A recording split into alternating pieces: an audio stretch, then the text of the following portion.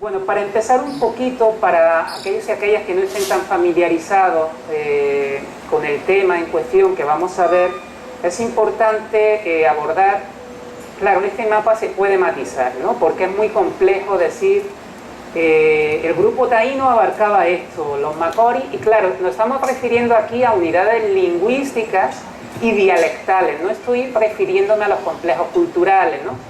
Que si chicoide, meillacoide, que no, este mapa que estamos viendo no equivale a los de los complejos culturales. Es decir, me voy a referir a esto. Todos los que estamos acá, si yo los veo, si yo digo, ¿qué diferencia tienen en la forma de vestir de un francés y de un británico? Ninguna. Lo único que cambia es que tenemos árboles de mangos y tal, y en otros países no hay. Culturalmente, como ustedes visten, su cultura material es lo mismo, pero tienen una forma de hablar diferente, ¿no? Entonces eso es importante, están lo que es las unidades lingüísticas, que es lo que ustedes están viendo, y después los complejos culturales, que puede cambiar el mapa, ¿vale? Nada más. Oye, Alfredo, es que, ¿y dónde caben ahí la cultura material chicoide? Eso ya hay que, sería un mapa diferente, ¿vale? Este lo pongo un poco para cuando yo me refiera a los iguayos, o me refiera más o menos a los macori, que es un mapa que está inspirado fundamentalmente, hicimos un diseño digital basándonos prácticamente en Glanberry y Becerril, ¿no? En la obra, que es un estudio que hace sobre las unidades lingüísticas y dialectales, ¿no? Pues nos inspiramos en ello. Es decir, la española es un macrocosmo muy complejo, ¿no? Incluso lingüísticamente, y eso se ve un poco Colón cuando lleva intérpretes ya en el segundo viaje colombino, cómo se pueden comunicar con algunas áreas y otras no. El propio Ramón Pané, hay toda una discusión actualmente si los términos que propone Ramón Pané son macorics o si son taínos. Bueno, y ahora hay todo lo que es, y no me quiero meter en conflicto, que hay una asociación que dice que la obra de Pané la hicieron en catalán. Pero bueno, eso no me quiero meter, hay todo lo que es una investigación que están haciendo y quieren hacer hasta trabajo de campo aquí muy, muy fuerte. Pero bueno, ese es otro tema. También hay, lo sé porque hay intereses por el origen aragonés catalán, ¿no? De Ramón Pané y tal, ¿no? Pero bueno, ese es otro tema, ¿no? Pues aquí, como antecedente, ¿no? a la fenomenología que vamos a estudiar, en el primer viaje colombino como tal no está ya en lo que son grandes movimientos, no hay un levantamiento contra los españoles, no los hay, ¿vale? Lo que sí hay es, vamos a decir, momentos que se pueden, dependiendo del autor o autora que leas, más o menos violentos. Por ejemplo, los cautivos que se tomaron en la isla de Guajananí, ¿no? La que nombró Colón San Salvador, ¿no? Ahí tomó algunos, después desde las costas de Camagüey hasta Punta de Maicí también tomó algunos cautivos, y que algunos de ellos los terminó llevando a España, y algunos fueron bautizados, algunos aprendieron el español y fueron claves y estratégicos en las interacciones del segundo viaje colombino, ¿no? Un tal Diego Colón, no sé si le suena a Diego Colón. Diego, no solamente por ser virrey, el intérprete Diego Colón, por ejemplo, lo intentó casar Cristóbal Colón con Guarionex. Lo digo porque se ha vendido mucho en la historiografía de que Guarionex estaba enemistado con los españoles. Hasta que no estalla lo que algunos han catalogado en la historiografía, la conjuración de los 14 líderes del verano de 1497, Guarionex era un poderoso aliado de los españoles. Incluso hay hasta vínculos matrimoniales, les digo, del intérprete Diego Colón con el propio Guarionex, ¿no? Eso es un dato. Pues no se tienen muchas noticias, ¿no? De este intérprete, pero esa sí la tenemos, ¿no? Ese dato preciso. Pues nada más, los cautivos que se toman en el archipiélago de las Bahamas, sobre todo en San Salvador, y aquí, lo que es en la península de Samaná, sí hay una trifulca, porque ven que los lucayos que han tomado del archipiélago de las Bahamas, los siboneyes, así como siboneyes y taínos que han tomado también de Cuba, ¿vale?, que han tomado también de Cuba, no se pueden comunicar ni siquiera con lenguaje de señas con los iguayos de acá. No se pueden comunicar. Y bueno, llegan armados con flechas, por eso también le llaman el Cabo de las Flechas, o la Bahía de las Flechas, ¿no?, que llegan armados y tal, y al final hay una trifulca y unos ballesteros matan a uno o dos. No me acuerdo exactamente si matan a un indígena o dos, pero eso es la primera trifulca, refriega, pero no es un conflicto, vamos a decir, un levantamiento general contra la presencia hispana, ¿vale? Eso es importante comentar. En este primer viaje no se intenta, como señalo ahí, imponer un modelo de control. Es un viaje de exploración, de reconocimiento, de entablar relaciones recíprocas, bastante amistosas. Yo lo que a mí me llama mucho la atención es que muchas veces se dicen, no, es que los españoles daban espejitos. O sea, que es lo que querían en la cosmovisión taína, un trozo de cristal, de latón o de cobre, dentro de la cosmovisión tenía una adaptación. Si no, vean lo que es el semí de Pigorini, cómo hay elementos de, no sé, de vidrio o elementos de cristal veneciano que lo adaptan al semí. Tiene una adaptación o una equivalencia en la cosmovisión. Pero si ustedes checan y leen la cronística, cuando llega Colón del segundo viaje y llega la Navidad, hay un detalle que es muy interesante y ponen, y los textiles, entendieron que los españoles estaban muertos porque los encuentra Colón ya en Montecristi algunos, pero después encuentra en la Navidad que están los textiles tirados. Es decir, los textiles no eran tan importantes, los textiles españoles, para los indígenas. Lo digo porque muchas veces se habla de espejitos y tal, y era lo que sí tenía un valor, ¿no? Un borceguí que le regaló Colón en el primer viaje a Guacanagarí, le dio un borceguí, incluso le dio un arambel de tela de la cama, ese sí lo pidió, una petición que hizo Guacanagarí. No estoy defendiéndolo, pero es una realidad, porque muchas veces hacemos equivalencias materiales, es que esto no sirve en la actualidad, y entonces como no sirve o no tiene un valor material en la actualidad, no lo tenía hace 500 años. Pues, depende, ¿no? Depende. Tenemos que cambiar el chip un poco cuando nos sumergimos. Justo en ese artículo lo que hicimos es un análisis de cruzamiento del valor material que tienen los objetos. Es lo que hicimos en ese artículo. Y ahí está lo que es la primera refriega del 13 de enero. Eso como a modo de antecedente. No fue, como les digo, un gran conflicto armado. De hecho, hubo un indígena o dos muertos iguayos, y al día siguiente estaban entablando relaciones amistosas. Me diría uno, no, y estaban todos dándose guamazos y tal. Al día siguiente estaban entablando relaciones amistosas. Incluso lo subieron a una embarcación, a un jefe local de ahí, y intercambiaron, no me acuerdo ya exactamente, creo que vino ya no les quedaba, no me acuerdo exactamente de los productos, pero hubo un intercambio, ¿no? Un trueque recíproco, ¿vale?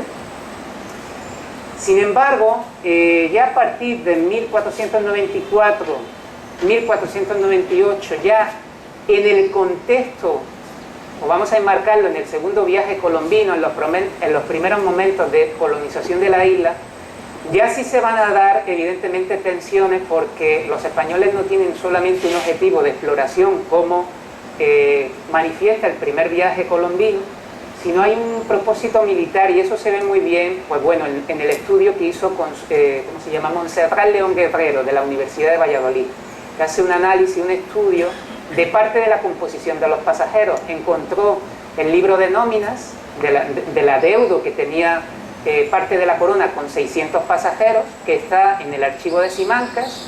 Hizo un estudio de 600 y pico pasajeros, y bueno, el 25% de la composición de esos 600 y pico, porque la armada era en torno a 1500, eran militares, ¿no? Hombres de armas.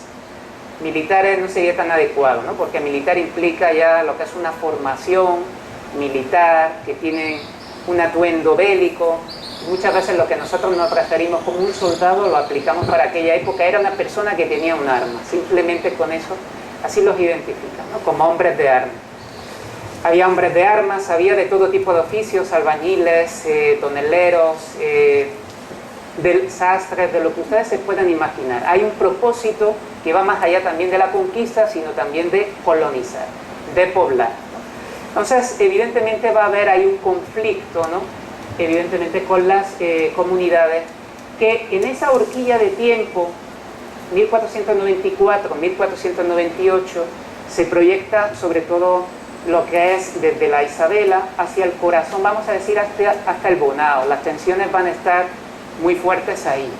También evidentemente va a estar lo que va a ser la fundación, ¿no?, en la parte oriental de Los Ama, de la fortaleza, pero no documentamos de la fortaleza de Santo Domingo de Osama, pero no documentamos tensiones tempranas en la parte sur. Ya cuando deponen a Colón, va a haber otro salto, un paréntesis, va a ser de 1502 a 1505, ya con Nicolás de Obando, mientras Colón se proyecta hacia el corazón de lo que es la Española, vamos a decir, el interior, el Cibao, de República Dominicana, ya Nicolás de Obando se proyecta lo que es hacia ambos extremos de la isla.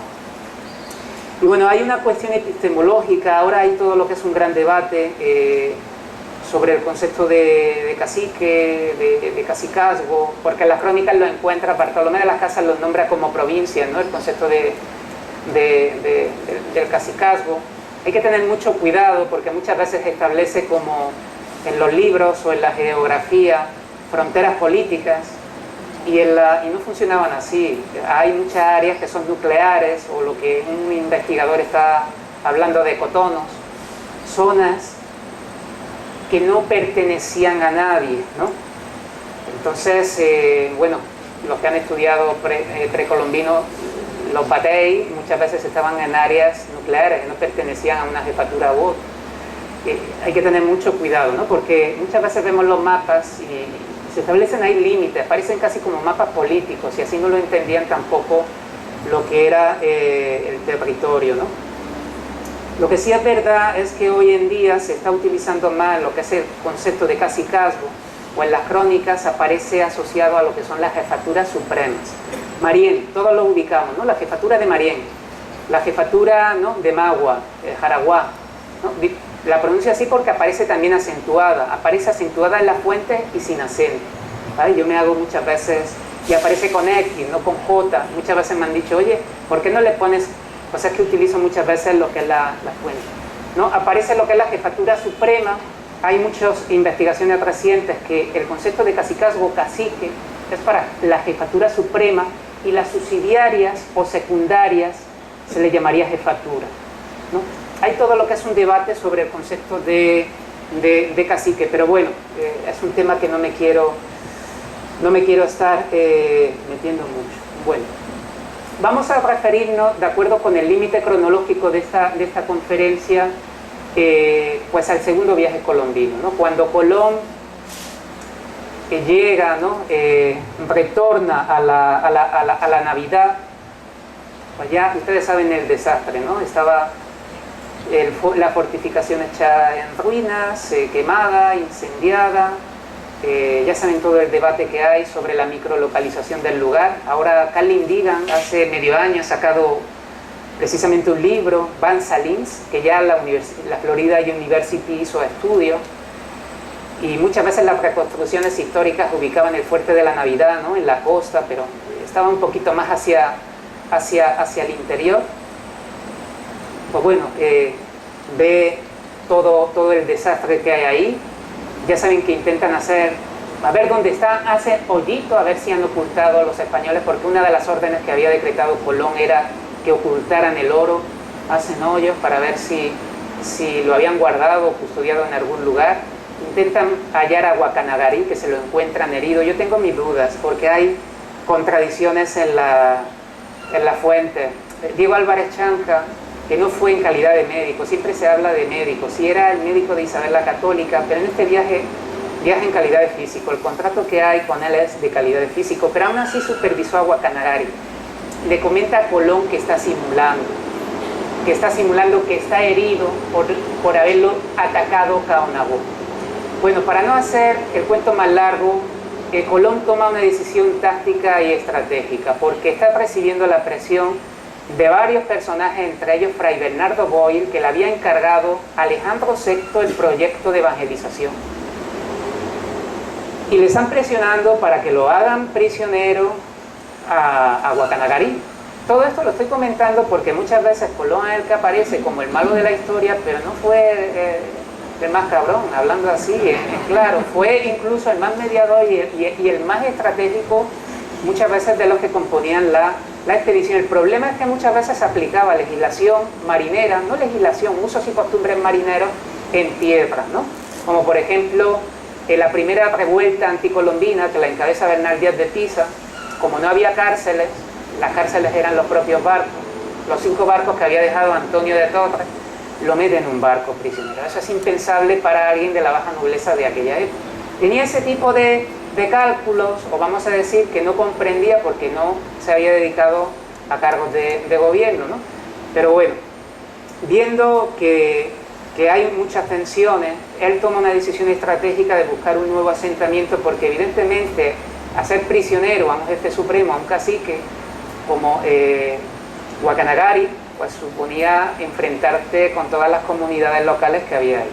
Y después ya saben, ¿no? Todo el viajito que hace contra viento, ¿no? hacia el este, que dura 3 semanas, los caballos llegan enfermos, la puerca, hay un artículo de Francisco Guerra, que probablemente fue la influenza suina, la primera enfermedad que se introdujo de las puercas enfermas, que la estuve buscando en la Isabela, y parece ser que desde 2007 el cerdo negro canario, el que trajo Colón, ya ha desaparecido.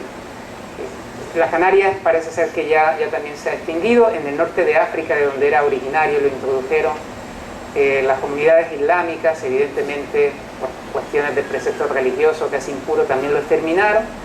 Y ojalá queden, estábamos buscando por la Loma de los Pérez a ver si quedaba algo de cerdo negro canario, pero nada, no encontramos. Ojalá se haya extendido hacia otras zonas. No es muy importante ese cerdo, porque es el que introduce Colón, no es el cerdo industrial, es parecido al jabalí. De hecho, en la Vega la Vieja hay incisivos de ese tipo de jabalí. Bueno, pues cuando llega, ya saben todo la Isabela, ¿no? Los primeros años bien convulsos, ¿no? Cuando establecen lo que es un campamento temprano, lo que es en el río Bajabonico, un río de agua dulce que está colindante al promontorio rocoso donde se va a establecer el núcleo residencial de la Isabela. Y bueno, Colón va a tener muchísima presión porque llega, las carnes están en mal estado. Las carnes, sabemos que llevó carnes y qué tipo de carnes, porque en el memorial del 30 de enero, para informar a los reyes católicos del desastre de la Isabela y de la situación, que un poco para contrarrestar la mala noticia le lleva unos obsequios de oro que le había dado Guariones de lámina, pues se menciona el tipo de carne, llevan cecina. Es llamativo que la cecina ya no se da en España, y sin embargo en otros países, en México, pues en México la cecina es, a mí me llamó mucho la atención porque se come en México y no se come en España, ¿no? La cecina ya ha desaparecido, ¿no? Y dice en el memorial que ojalá se lleven mejores carnes que las del primer viaje, porque estaban en mal estado. Es decir, los víveres están mal, el trigo se había descompuesto, no tenían tahonas ni nada para molerlo, para hacer pan. De hecho, una de las decisiones que toma es crear, eso lo trabajó muy bien Carlin Digan y José María Cruzen, precisamente en la Isabela, crear una presa para crear una serie de molinos hidráulicos o de noria de vuelo. De hecho, se encontró cerca, no recuerdo, en el río, cerca del río Unijica o en el Bajabonico, se encontró una arcaduz o ercaguilón, que es la caja o el recipiente cerámico que almacenaba el agua, ¿no? De la noria. Bueno, son unos comienzos, falta de bastimentos, presionándole, casi no hay evidencias de oro. No hemos embarcado por oro y no hay. Unas tensiones gigantescas. Colón, en medio de todos estos berenjenal que hay en la Isabela, hace varias expediciones de reconocimiento al interior a ver si encuentra oro, ¿no? Y es justo lo que tienen en la pantalla, una expedición de reconocimiento el 6 de enero, con Alonso de Ojeda y Ginés de Gorbalán. Fueron estos dos. Si leen la mayoría de las crónicas, siempre nada más menciona a Alonso de Ojeda. Pero en el memorial del 30 de enero de 1494, precisamente Colón dice, y va Ginés de Gorbalán como representante a entregarle algunos de los obsequios de oro que ha encontrado en el Cibao. Es decir, este personaje también participó en la expedición. Y la expedición del 12 de marzo. Esta expedición es muy importante porque se crea lo que es la primera fortificación de interior, que es la fortaleza de Santo Tomás de Hamilton, una fortaleza que tenía cimientos de mampostería, que estaba construida de madera. Se ha hecho un estudio que lo hizo Till Sonnerman y Jorge Ulloa Jun, desde la arqueología del paisaje, que más o menos se intuye dónde estaba. Se ha encontrado evidencia arqueológica de las cerraduras, algunos clavos. Es de las pocas fortalezas de interior que sí tenemos lo que es una microlocalización exacta, ¿vale?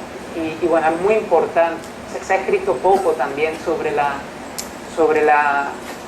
misma. Y bueno, cuando regresan, muy interesante, a finales de marzo, aquí no lo he puesto porque evidentemente no forma parte de la expedición, pero cuando regresa se encuentran a todos los españoles que están medio muertos de inanición. También medio muertos por una decisión que él tomó, unas políticas de racionamiento de alimentos fortísimas, pero que no solamente les pegaba, vamos a decir, a los mecánicos, a los albañiles, sino a todos los grupos sociales. De hecho, sabemos que le pegaba a todos los grupos sociales, que a Boyle todo el rato lo tenía encima porque a él se le aplicaba el racionamiento, y también a los miembros, a los franciscanos que iban con él, que también le acompañaban, no solamente Jerónimo, porque se le aplicaba también el racionamiento. Y lo que hacía Colón era reducirle más todavía lo que era el racionamiento a Boyle. Imagínense el enemigo que tenía tan poderoso, ¿no? ¿Pero por qué? Fray Bernardo Boyle es que es enviado, es vicario del Papa, es un representante del Papa, y también nombrado por los reyes católicos. Entonces, aún así, de todas las trifulcas que tiene, estoy comentando esto porque en medio de esto hace el viaje, la expedición de reconocimiento a Cuba en abril. Tienen todo lo que es un problemón gigante, y establece, vamos a decir, el primer consejo de gobierno, órgano de gobierno en el Nuevo Mundo, que es el Consejo de la Isabela. No se ha estudiado, no hay un artículo sobre el mismo, porque nada más hay una referencia en la crónica que si Diego Colón, el hijo menor, hay algunos que dicen, ahí ya se equivocó Colón porque tenía escasa experiencia, y cómo lo pones como presidente de ese consejo. Pero fíjate que a pesar de todas las trifulcas y tal, a Fray Bernardo Boyle lo mete dentro del consejo. Pero sin embargo no puso dentro del consejo una persona que era estratégica, Montse Margarit. Lo nombra alcaide de la fortaleza, pero no lo mete dentro del consejo. Y después Margarit, eso es algo interesantísimo. Montse Margarit va a abandonar su cargo. Y los hombres que formaban parte de su compañía, que eran nada más y nada menos que en torno a 200, cuando decide irse, también no tenía esa vinculación con Colón ni con la corona, porque viajó sin salario. Hubo en torno a 230 personas que viajaron sin salario, de esas 1.500, los demás sí iban. Dentro de esas 1.500 también había niños. Es decir, viajaron familias completas, las primeras mujeres. Una expedición bastante compleja el segundo. En ese contexto se va y hace lo que es la expedición de reconocimiento por las costas de Cuba, Jamaica, la parte meridional de la Española, los islotes, Isla Beata, Catalina, Saona, la Isla Mona, todo eso. Pero claro, son 5 meses, cuando regresa está enfermo, se queda casi 3 meses más en cama. Cuando despierta tiene todo lo que es el corazón de la Vega, bueno, el corazón de la Vega, el corazón de la Española como está, todo el corazón levantado. Casualidades o no, después es la resistencia de Guatiguaná, la campaña de la Vega Real, lo que es la cordillera, bueno, la conjuración de los 14 líderes de la Vega, la resistencia de la parte oriental, la península de Samaná, de los Iguales.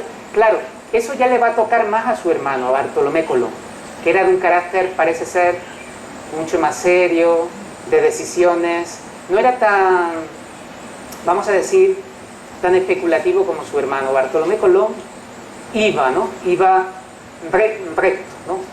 Directo.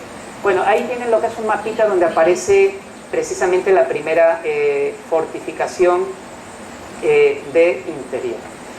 lo que les comentaba, en medio de esto, fíjense, desde el 24 de abril hasta el 29 de septiembre va a estar, aquí se ve representado todo lo que es el itinerario del segundo viaje colombino, pero fíjense, continúa con la expedición de reconocimiento que hizo por Cuba, por la parte meridional, Jamaica, lo que es la parte meridional de la Española, la escala en la isla de Mona, y bueno, ahí ya rápidamente se tienen que ir porque está muy mal, ha perdido incluso la vista, y va a estar varios días en cama. Aún así reconoce que su hermano Bartolomé Colón ha llegado unos meses antes, pero cuando llega, bueno, se ha dado cuenta que Bernardo Boyd se ha ido, se ha pirado.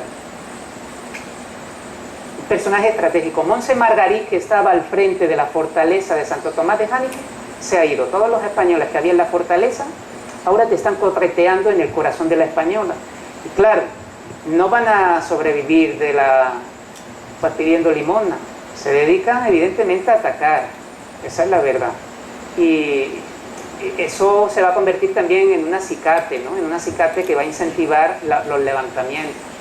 También en marzo, se me ha olvidado, en marzo de 1494, un mes antes de que sale a Cuba, Colón toma una decisión, manda a Alonso de Ojeda para que releve del cargo a Margarit. No sabemos el hecho de fugarse, si fue por eso, porque sería delegarlo del cargo, que lo releve del cargo y que tome lo que es la alcaldía de Santo Tomás de Jánique. ¿Y cómo quedaba Monse Margarit? Pacificar. Lo digo así porque hoy en día los estudios de coloniales, no, ¿cómo que conquista?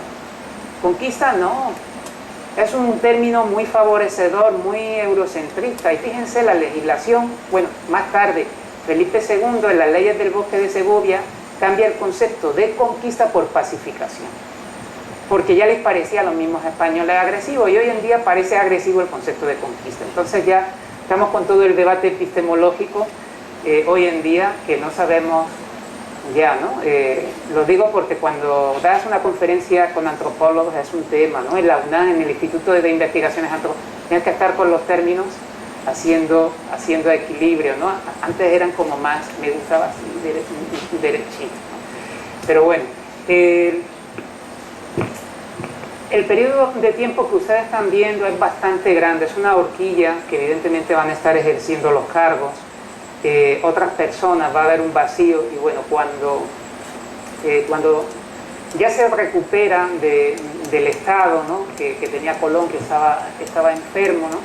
5 meses de ausencia, encontró que el centro de la isla, señalo ahí, estaba alborotada y puesta en horror y odio, en armas contra los cristianos. Yo he utilizado esta versión que publicó Alianza Editorial en el 1994, porque mantiene todavía lo que es la versión paleográfica. Me interesa mucho sobre todo la versión paleográfica. Depende, ¿no?, el propósito del texto que tú vayas a hacer, si es de carácter divulgativo, científico, pero a mí me interesa mucho esa versión. Ay, perdón, le estoy dando hacia atrás. ¿Cuál es el primer gran levantamiento? Apenas cuando se recupera Colón de su estado, ¿no? Va a ser el levantamiento de Huatiguaná. Finales, más o menos hay todo lo que es una controversia de la fecha exacta o datación absoluta de la creación de la fortaleza de la Magdalena.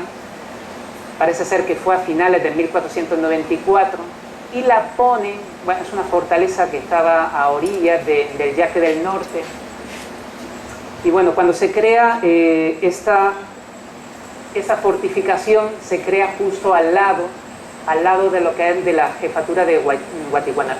¿Cómo es? Huatiguaná, de la jefatura de Huatiguaná. Dato importante, el sistema normalmente que tienen los españoles de establecer fuertes, pues siguen más o menos lo que es el modelo romano, ¿no? Igual que los romanos conquistaban, iban estableciendo pequeñas fortalezas, pequeñas guarniciones de control, ¿no? Ese es el sistema que tiene una tradición, evidentemente, desde la antigüedad, se transmite en la Edad Media y llega hasta acá. Lo digo porque en otras culturas pues no aplica este sistema. Lo que hacían era tener a jefes, aliados, y no se establecían lo que eran núcleos físicos, ¿no?, de control, ¿no? Es un sistema totalmente propio, ¿no?, del mundo romano. Pues bueno, cuando se establece la fortaleza de la Magdalena, se va a producir un ataque a esta. Concretamente de noche, las fuentes hablan a un hospital donde había enfermos españoles y llegaron a matar 10 y quemaron concretamente parte de la fortaleza. Colón toma una decisión de aprisionar a este cacique, de sofocar lo que es esta resistencia, y vaya que si lo consigue. Guatiguaná se libera, no llegan a hacerlo prisionero, pero se mandan 500 cautivos. Los primeros 500, vamos a decir, los primeros cargamentos de esclavos de origen nativo se mandan precisamente de acá, de Guatiguaná, ¿no? Eso es importante también, ¿no?, ese detalle, ¿no? Señalo ahí, bueno, Guatiguaná consigue escapar. Eso es un dato importante porque hay toda una especulación posteriormente sobre la gran batalla de la Vega Real. Sí le suena, ¿no?, la batalla de la Vega Real. Hay todo un problema historiográfico sobre la batalla de la Vega Real, y para mí hasta conflictivo comentarlo porque sí afecta a cuestiones de identidad dominicana, porque hay en determinadas obras que se establece el lugar o el sitio donde acontece la batalla de la Vega Real en los entornos del Santo Cedro, es decir, a 110 kilómetros de la Isabela, y lo dice muy claramente Bartolomé de las Casas, que desde la Isabela hasta la batalla, hasta lo que fue la batalla de la Vega Real, fueron 2 jornadas cortas, y no me acuerdo el número de leguas, pero pasando a kilómetros eran 49 kilómetros. De 49 kilómetros a 110 hay un trecho muy grande. Lo digo porque ahí está en juego también un tema de identidad, que es la Virgen de las Mercedes, las autoproclamas y tal. Es un tema muy delicado, pero bueno, ahí lo digo, pues la historia está ahí. La historia está ahí, y todos los cálculos nos lleva a que fue entre la Esperanza y después lo que es Mao, ¿vale? Entonces fue ahí en ese. Además, la Esperanza hay como una especie como de pequeño macizo que te permite, que ya con la urbanización pues se está perdiendo, pero es estratégico para el control de la zona. Lo digo porque eso es importante. Ahí hay como un conflicto de cálculo del lugar de estudio donde pudo acontecer la batalla de la Vega Real. Evidentemente no te dice el lugar exacto. Bueno.